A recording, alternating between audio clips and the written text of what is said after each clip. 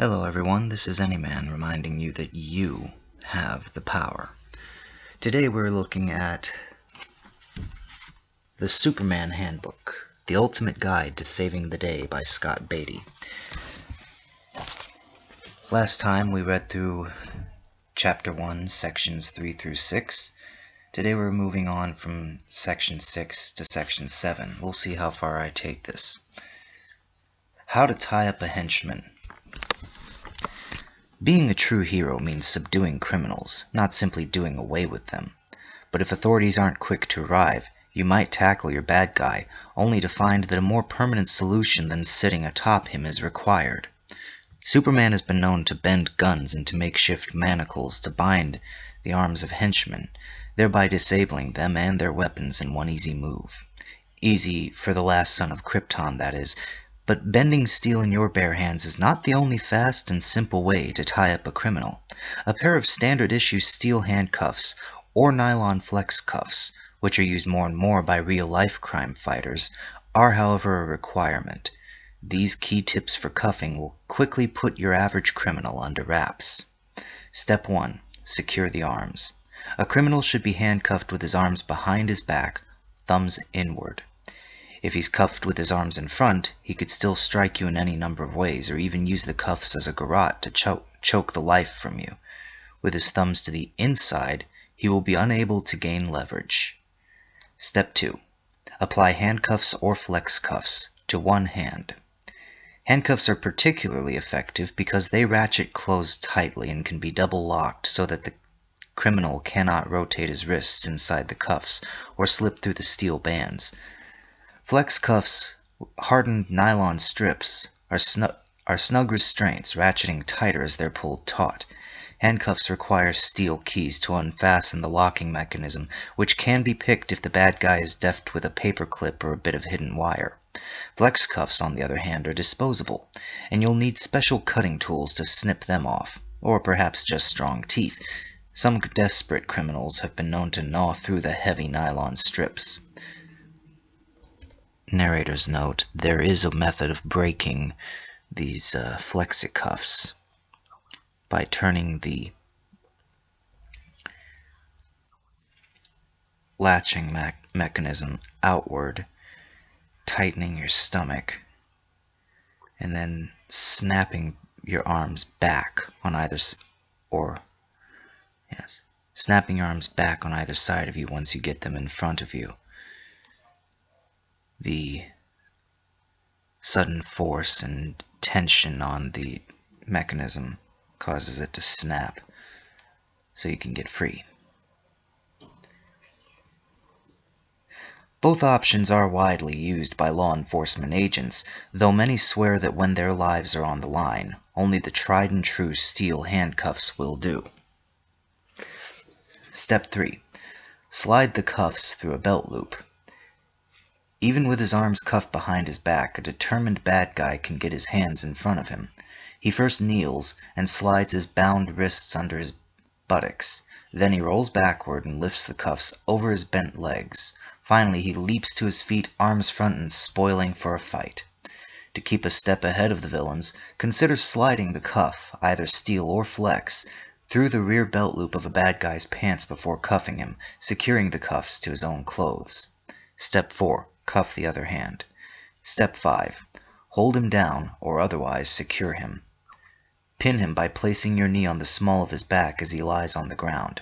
If you put him in a car or other vehicle, make sure there are no objects at hand that he could use to escape before authorities arrive.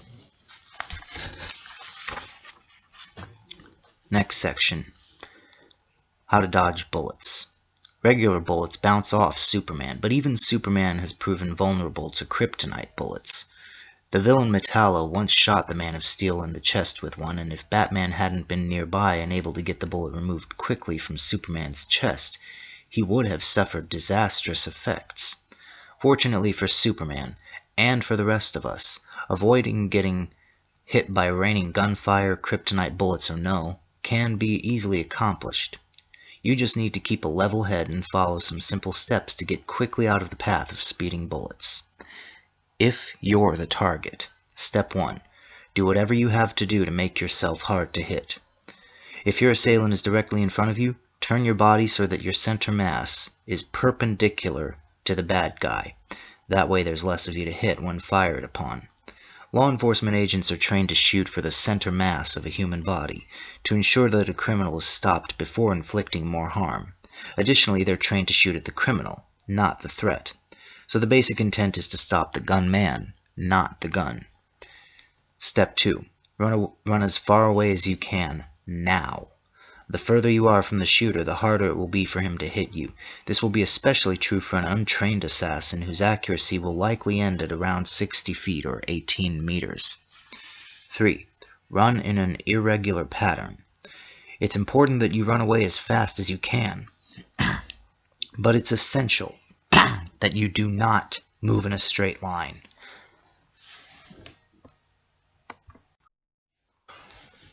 Weave back and forth and make it as difficult as possible for the shooter to line up a shot. Step 4. Exit the field of fire. Your shooter may not be a crack shot, but if he has a rifle or assault weapon, he can aim or spray bullets in your direction and hope for a hit. Your best bet? Exit the field of fire by turning a corner as quickly as you can. If you're caught in the crossfire, Step 1. Get as low as you can. A curb can save your life. Since most shooters fire at head height and stray bullets are likely to be a few feet off the ground, drop down and hug the pavement when the bullets start flying. Step 2. Stay away from walls. If you're in the street when a gun battle begins, don't seek cover by staying close to a wall. Bullets don't ricochet predictably, so you should be less concerned with so-called trick shots popularized by cowboy movies than with a bullet flattening out and traveling along a flat surface until hitting you. Step 3. Seek cover behind large objects. If you're close to a car, run to the side opposite the source of gunfire and take cover by lying behind a tire. Step 4. Stay down until the gunfire stops and the police arrive.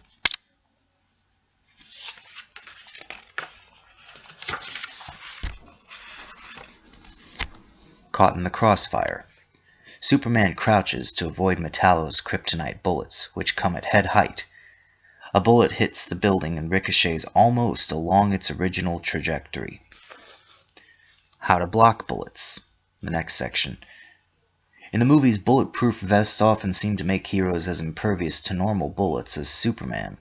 But cops or soldiers clad in Kevlar vests or ceramic body armor can only boast limited protection from gunfire.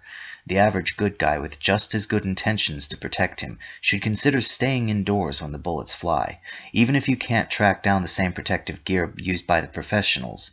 Don't forget that it doesn't offer perfect cover, even if you can. Make sure you understand the limitations of your equipment. Use a riot shield.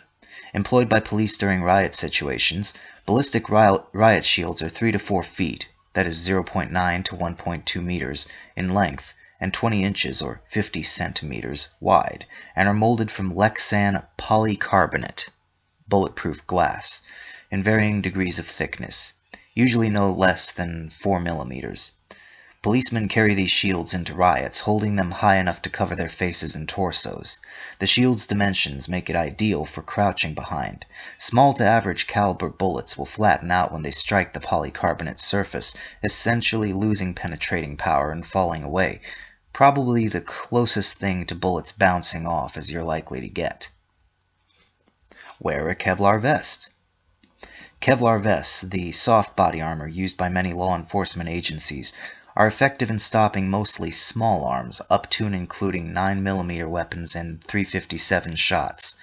Faster bullets such as .223 rounds from an AK-47 will cleave Kevlar like a hot knife through butter.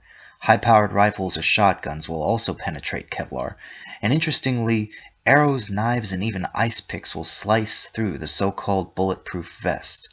So if you know that a bad guy is wielding only a small caliber weapon, Kevlar will probably stop his bullets from riddling you. Otherwise, consider something tougher. Wear ceramic armor.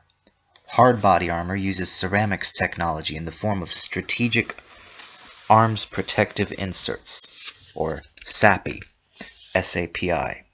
SAPI plates are ceramics composed of boron carbide or silicon carbide, chemical composites that are relatively light and can be placed strategically throughout a body armor vest.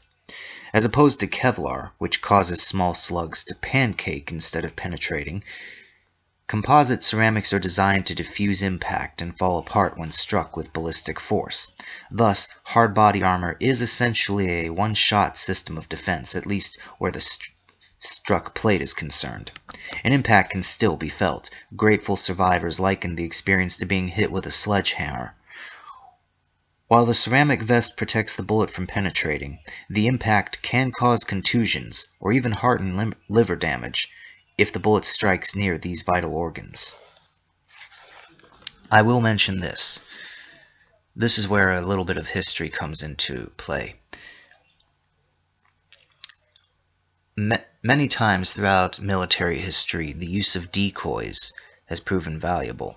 In World War II, they had fake tanks that were placed in one area so that real tanks could sneak up behind the enemy's ranks and blast away at them. In Japan, there was a famous battle, and I believe, if I'm not mistaken, it was fought by Kusunoki Masashige. He was a well-known and well-respected samurai who knew a little bit about ninjutsu.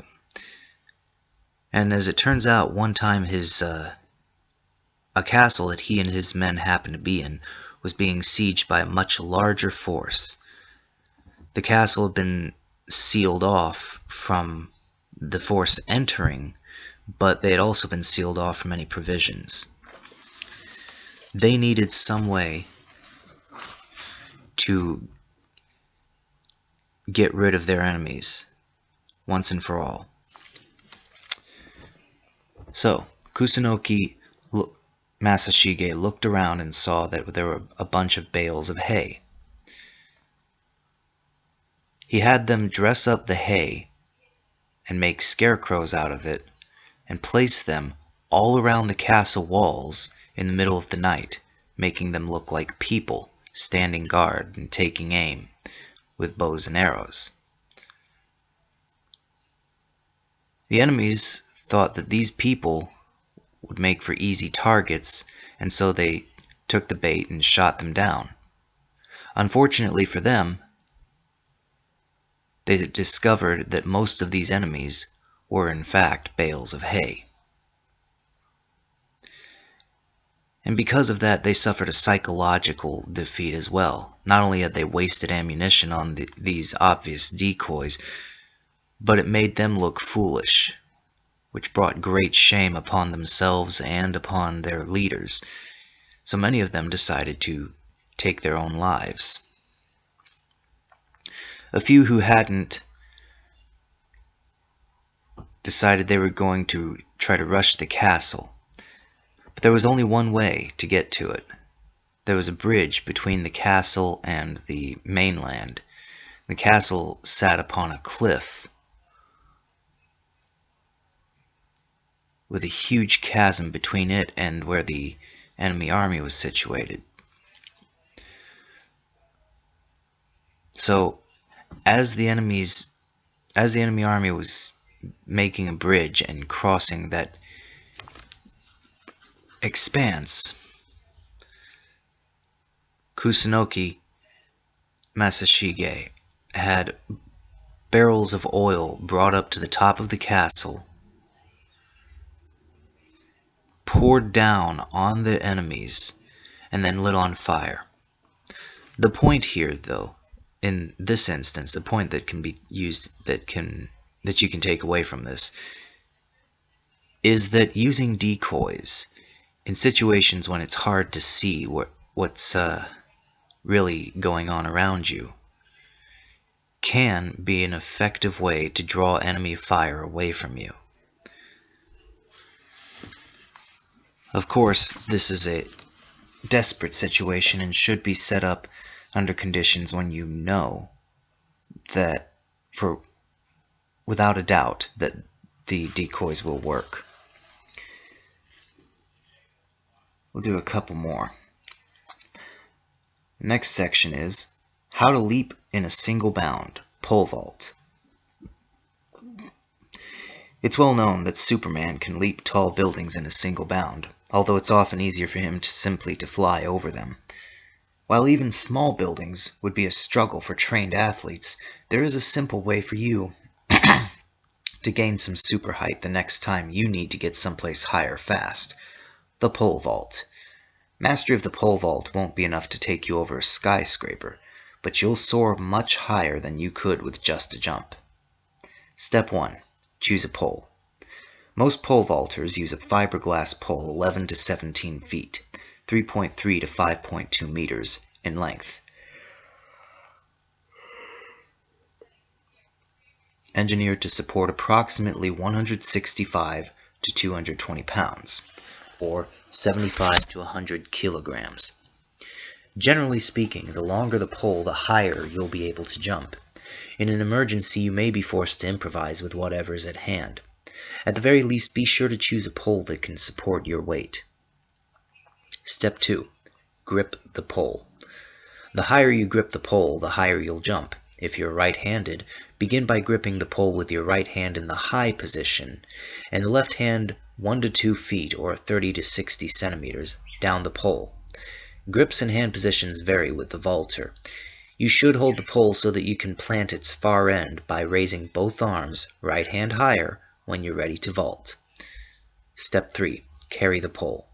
As you get ready to run, carry the pole on your right side if you are right-handed, with your right elbow bent at an angle between 70 and 90 degrees. Step 4. Run.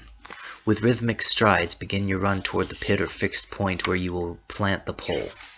The faster you run, the more momentum you'll add to the vault, thus converting horizontal energy from the run into vertical energy for the vault. The pole should remain steady. Angle it upward and away from you at the start.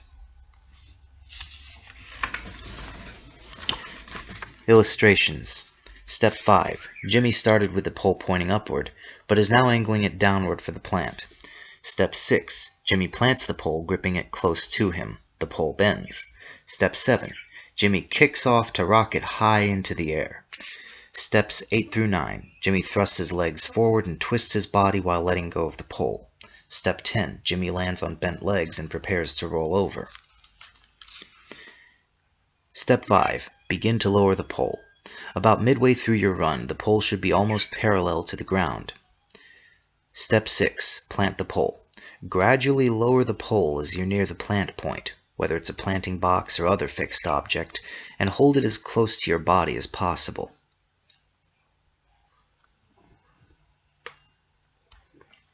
Your hips and shoulders should ideally be square to the planting point at this stage. Plant the pole by driving it into the box or fixed point. Your high hand, right if you are right-handed, will grip the pole as it bends and pull you upward. By accelerating as you plant the pole, you transfer kinetic energy from the run directly to the pole. This energy is then converted into potential energy as the pole bends under your weight and the force of planting. Step 7. Take off. Ride the bending pole. Pick up and grip the pole firmly to catapult you upward. The potential energy of the bending pole is thus converted back into kinetic energy as it straightens out and returns to its original shape in spring-like fashion, propelling you upward. Step 8. Thrust your legs high and twist your body. As you near the end of the pole's upward thrust, shoot your legs out high and twist your body up and over the obstacle to gain more distance.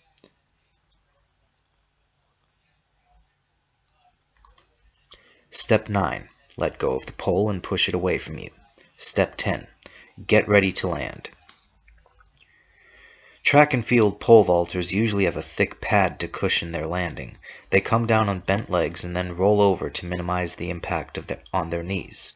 Remember this as you come down. To prevent injuries, you might consider tucking into a judo roll and slapping the ground to expel the kinetic energy.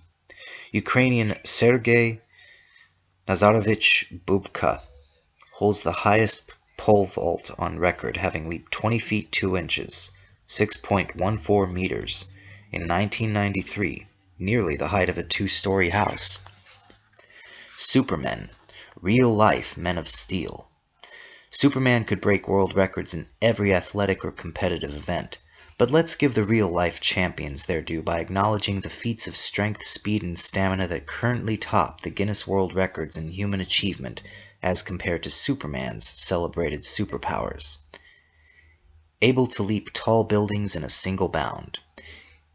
Cuban athlete Javier Sotomayor holds the high jump world record. He leaped 8 feet 5 inches, 2.56 meters, in 1993.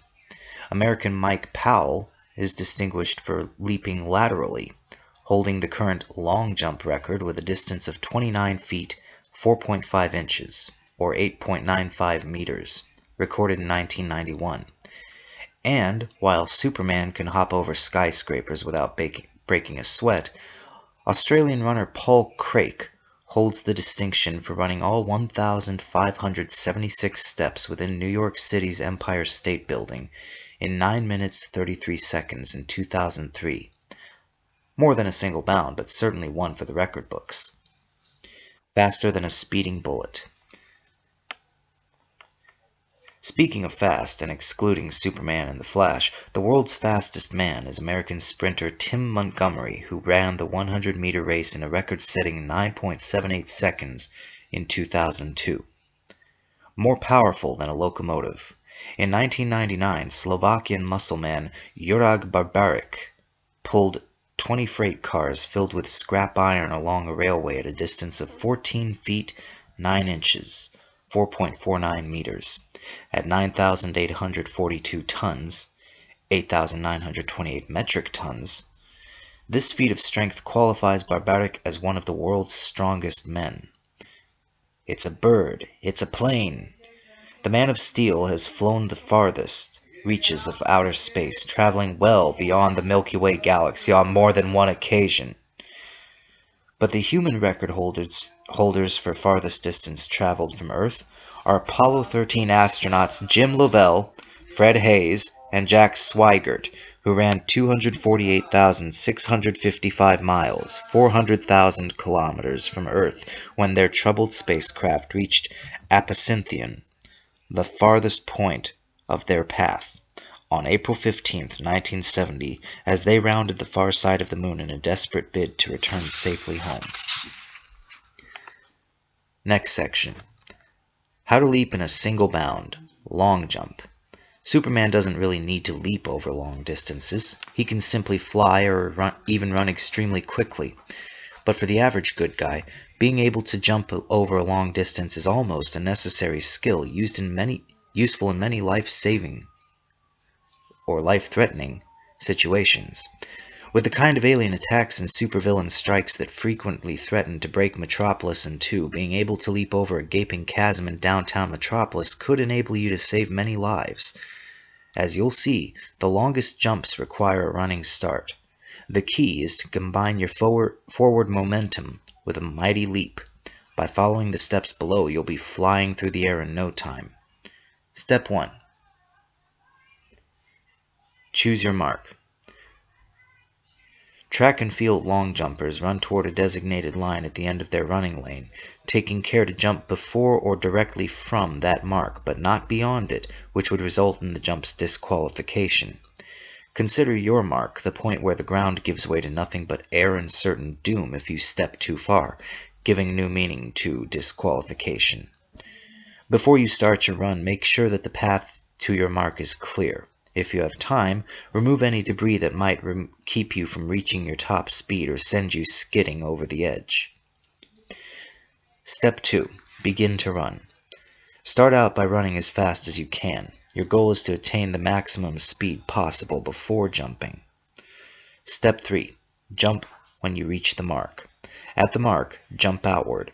In addition to simply leaping feet first as far as you can, you might consider experimenting with the two basic methods used by long jumpers to attain maximum distance, almost 30 feet or 9.1 meters for many modern athletes. The hang method. This involves taking off with a driving motion, your leading leg flexed and driven upward, then extending backward to join the takeoff leg so that both legs are together for landing. As you hang in the air, your arms will circle downward and backward. and then upward and forward. To land, thrust your legs forward with your knees flexed and bent to avoid injury as you come down. The hitch kick method. After liftoff, flex your leading leg at the thigh so that your stride continues in the air. Your legs will continue to run, hitching and kicking, as will your arms, giving you the appearance of running through the air. You can land by flexing and bending your knees, drawing them together before impact, or continuing the run and simply running through the landing, which would be ideal if you were escaping some calamity and had to put significant difference between you and it as soon as possible. Long jumps in the athletic arena are measured to the point where the jumper's feet hit the sand of the landing pit. If an athlete tumbles backward, the jump is measured to the distance tumbled back, not to the initial landing point.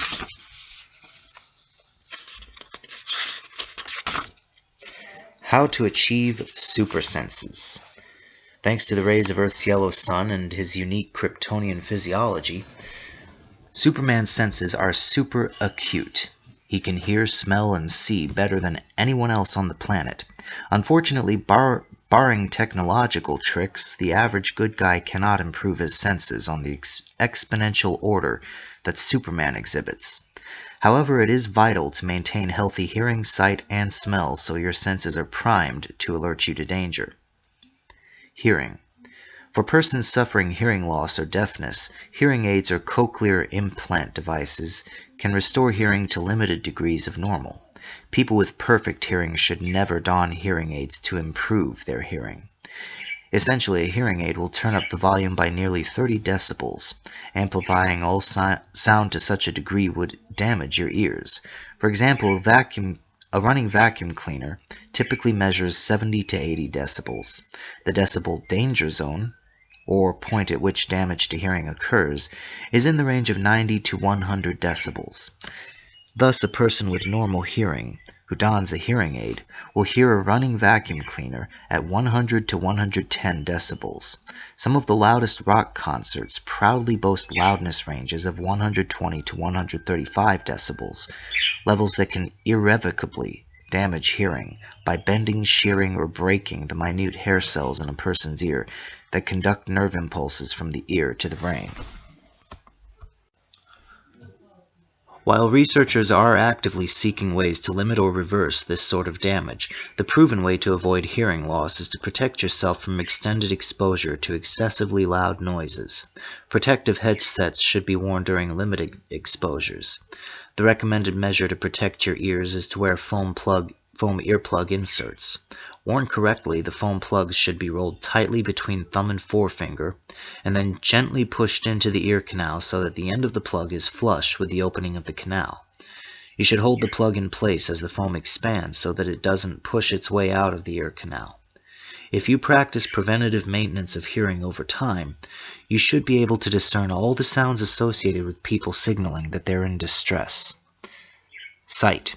Persons suffering some form of vision loss can have their sight restored via a variety of treatments, including corneal transplants and LASIK surgery, or external aids, including glasses and contact lenses. The human norm for visual acuity is the oft-mentioned 20/20 standard, as measured on the Snellen charts. Essentially, 20/20 refers to being able to see accurately a letter of a certain size at 20 feet or 6 meters. The first number is the test distance, while the second is the distance from which the average person can identify the letter. Thus, 20/20 represents 100% efficiency in vision. Of course, the average person cannot improve visual acuity beyond 20/20, mostly because of the amount of cones present in the retina. The more densely packed a person's cones are, the greater the ability to see long wavelength light. Persons with higher densities of cones in their retinas see better as a result. Barring that genetic uniqueness, you should instead focus on protecting your vision. Consuming vitamins rich in zinc or selenium can help forestall natural retina problems with advancing age. Avoidable physical damage to the eye is probably the greater concern. Polycarbonate lenses, such as the spectacles worn by Clark Kent to preserve his secret identity, can protect your eyes from vision-stealing injuries. Eye protection, such as safety goggles or safety glasses, should be worn any time small debris might be ejected into your eyes, thus scratching a lens or cornea, or worse. Ultraviolet light also poses a serious risk to vision. You know not to look directly into the sun, lest you burn out your retina with focused sunlight, but indirect UV rays from relaxing on a beach or in the water can cause similar harm. That's why it's best to wear sunglasses in bright sun or don a hat with a wide brim. A telescope can replicate Superman's telescopic vision. A microscope is microscopic vision, and night vision lenses can imitate Superman's ability to see in the dark. Taste and smell. The senses of taste and smell often work in tandem. Unfortunately, there is no way to become a super taster or super smeller. The sense of taste works when food reacts with saliva to activate the taste buds lining the surface of the tongue and parts of the throat. Gustatory nerves in the buds relay messages to the brain to identify the 4 basic tastes: sweet, sour, salty, and bitter, and, recently, savory, which in combinations form flavors that are remembered in the taster's brain. Smell works when olfactory nerve centers in a person's nasal passages sample odor molecules in the air, relaying messages directly to the brain to identify and qualify odors both good and bad. How well someone tastes or smells is based directly on the number and health of these gustatory and olfactory nerve cells, each of which can be damaged by various illnesses, thus reducing a person's sense of taste or smell. For example, tobacco use, either smoking or chewing, has been noted to reduce both senses. Nasal tumors or polyps can limit a person's sense of smell. Blows to the head or brain trauma may also cause a cessation of these senses. Even something as simple as burning one's tongue can degrade or remove taste buds. The good news is that both senses seem to work most acutely between the ages of 30 and 60. Thus, like a good wine improving with age, one person's olfactory and gustatory refinement improves the older one gets. And that concludes Chapter 1 of the Superman Handbook, The Ultimate Guide to Saving the Day by Scott Beatty. This is Anyman reminding you that you have the power. Use it wisely and use it well.